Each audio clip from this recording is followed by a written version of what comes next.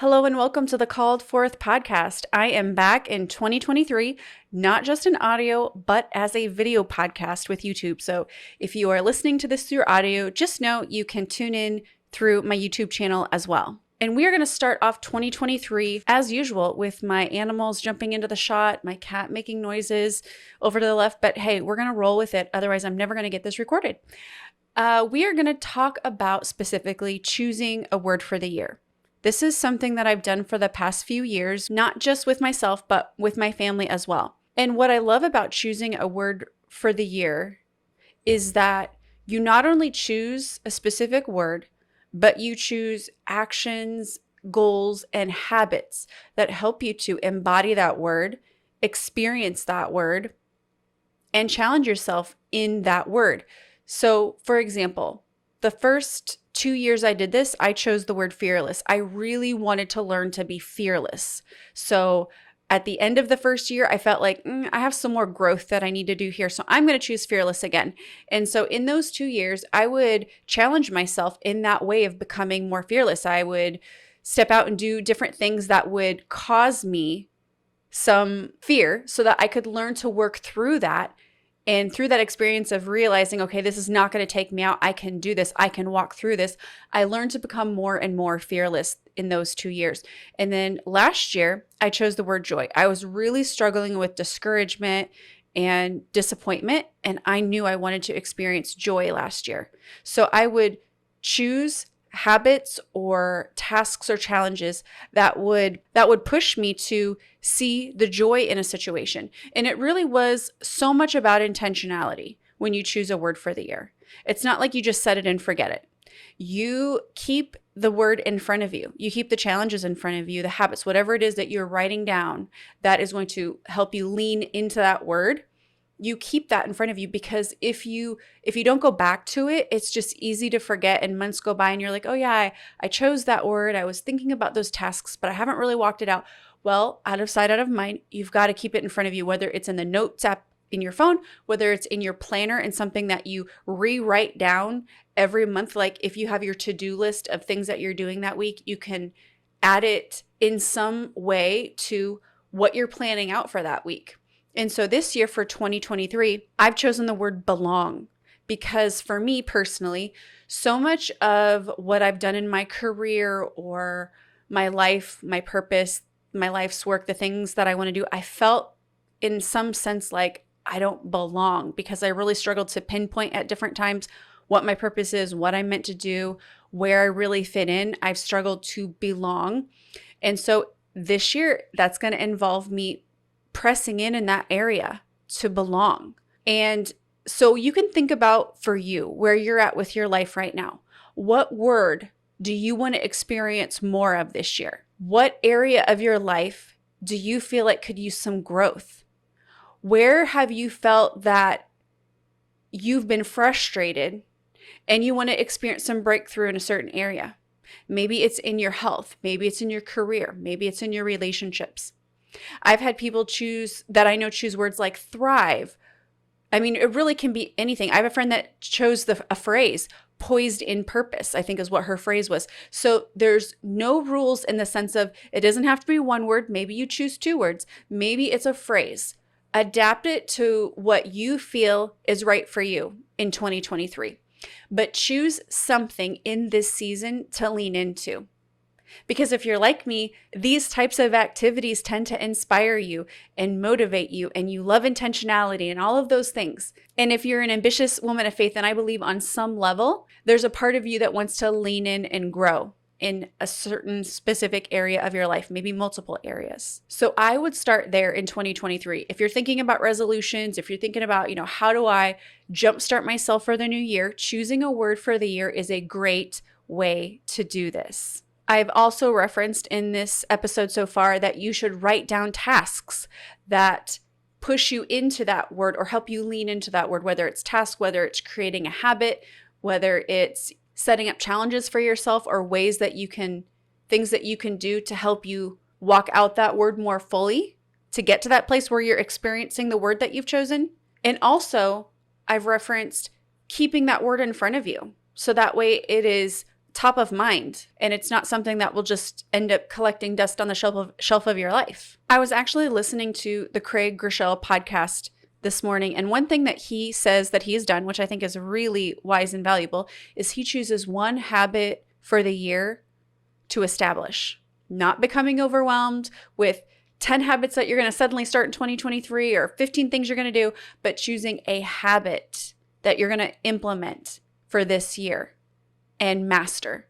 And then the next year, you add another habit. And the next year, you add another habit, and on it goes.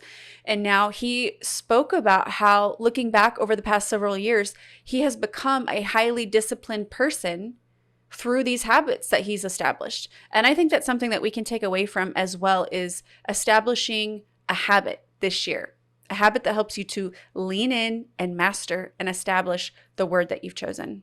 So that's just a little bonus tip there I wanted to add in. The next thing I want to lean into here and discuss is just getting kind of raw and real. I would say last year for me was filled with a lot of discouragement and disappointment, kind of like same old feelings and frustrations that I've dealt with for years and years and years, about feeling like I'm not quite as far in my career as I would like to be, or my life in general.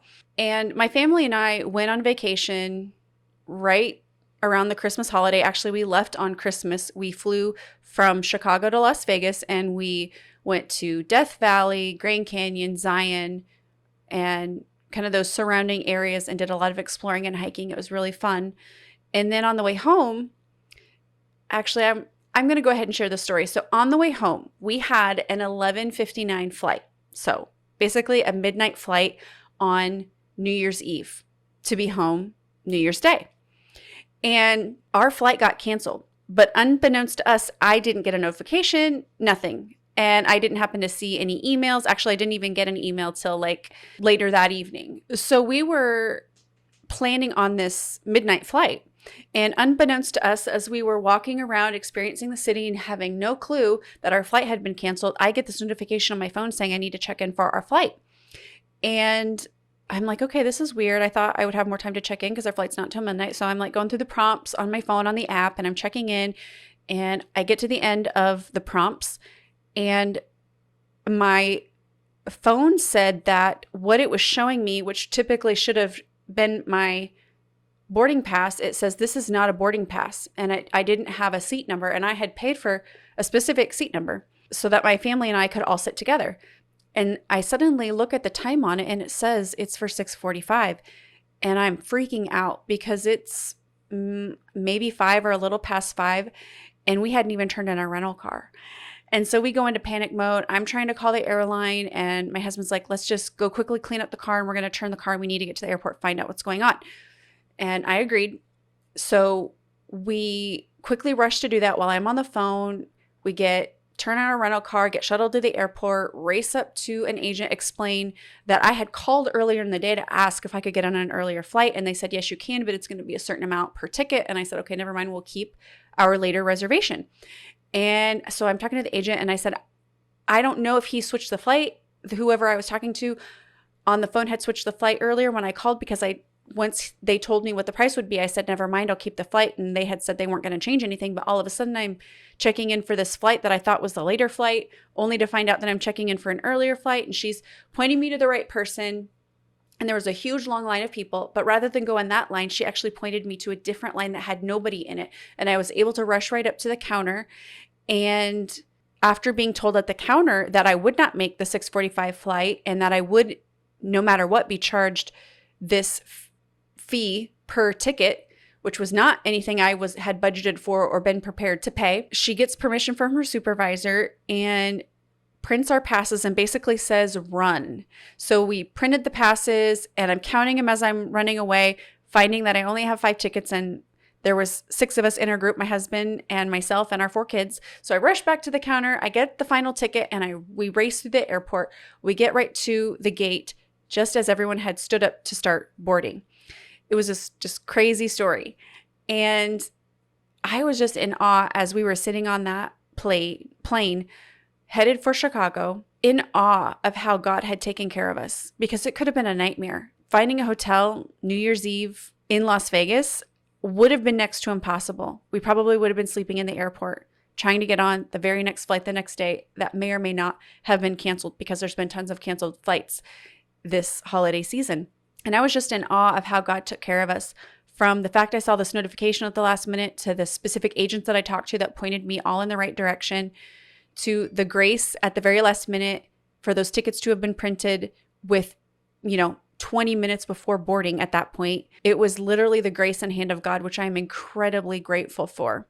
But that really inspired me to begin thinking about this discouragement and disappointment that I had felt in 2022. Because as tired as I've been with kind of going around the same mountain, and I'm sure you can think in your own life of mountains that you've repeatedly gone around, and the frustration that you felt about the fact that things just don't seem to change no matter what you do. There might be some progress that's made. There might be some growth that's happened, but it's just not on the level that you've always wanted, with the level of results that you've wanted. It's not enough. It's not felt like enough. And I get that, because I have so been there. But I want to share that story of our return home and what it meant for me when I started to think about the discouragement that's kind of built up over the years over the things that just haven't quite come together in the way that I wanted them to. And we all have these stories. We all have these different things that happen in life that just build and build and build, and pieces of our life that are just filled with repeated discouragement. And it's easy to look around and see breakthrough that other people are experiencing and then wonder, why has it not happened for me yet? I know that it's possible, but why am I not living that story? And of course, we know that we can be thankful for the things that are going right while still feeling some frustration around the things that have not gone the way that we want them to. But it got me thinking for 2023 about how this level of discouragement and defeat is something that I don't want to say refuse to live in anymore, but I am feeling more hopeful about 2023 as I think about the way that he took care of us on that flight home. And it might sound like a small thing, like, oh, you just got lucky that it worked out for you, because clearly it didn't work out for all those other people who had cancellations on the flight that you were supposed to be on. And I get that line of thinking. But for me, what it did was, it was almost like God whispering in my ear, I'm going to take care of you, and I'm going to take care of you well, which was incredibly meaningful for me, because as you know, knowing something in your head and feeling something in your heart are two very different things. We can all know logically in our mind that God takes care of us well, that he works all things out for our good, and that he is a miracle worker and a healer and all of these things. We know these things in our mind, but that doesn't mean we live from a place of knowing that. That doesn't mean that we live from a place of peace and joy and contentment and fulfillment all the time, especially if there's been these repeated disappointments. And with Called Forth podcast, one of the things I really hone in and focus in on here is personal growth and development, and the mindset around growing in your career and finding your purpose and walking out what God has called you to. Because one of my personal frustrations in life has been feeling like I'm not fully living out my purpose. And my hope in sharing some of these personal details of my life is that if you have found yourself in that same sort of frustrating place of, my life isn't what I thought it was going to be. Yes, there's a lot of things that I'm very thankful for, but this one specific area of my career or my purpose has remained a cause of great disappointment and unfulfillment. I want you to know that you're not alone, that there is a community here, that there is somebody who gets what it's like to live in that disappointment. And your story and my story might be very different, but we hold the common thread of understanding the pain of disappointment and frustration. And so what I want to offer in this episode is, as much as you've experienced disappointment and discouragement along the way, in whatever area of your life stands out to you right now, and as much as you know in your head that God is a provider and he works all things out for your good, I want to challenge you to live that head knowledge from your heart and from that place of trusting him that he's going to take care of you well in 2023. And that no matter how this year unfolds, he has good things for you. And so much of that I know is about perspective and how we view things and look at things.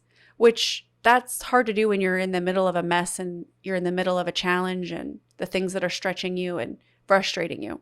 But if you can even look back on the things that you have overcome from the perspective that you have now and how God worked things out for your good, how he maybe didn't answer the prayers you wanted him to, and that ended up being for the better because maybe you didn't quite realize what you were asking for, or just the way that he took what was really messy and made something beautiful out of it.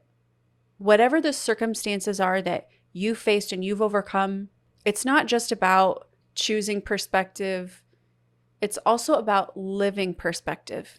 So I'm going to leave us here with this new episode for 2023, choosing your word for the year, getting intentional, and getting some gumption in your spirit for 2023 that this year is not going to be another year of disappointment and discouragement.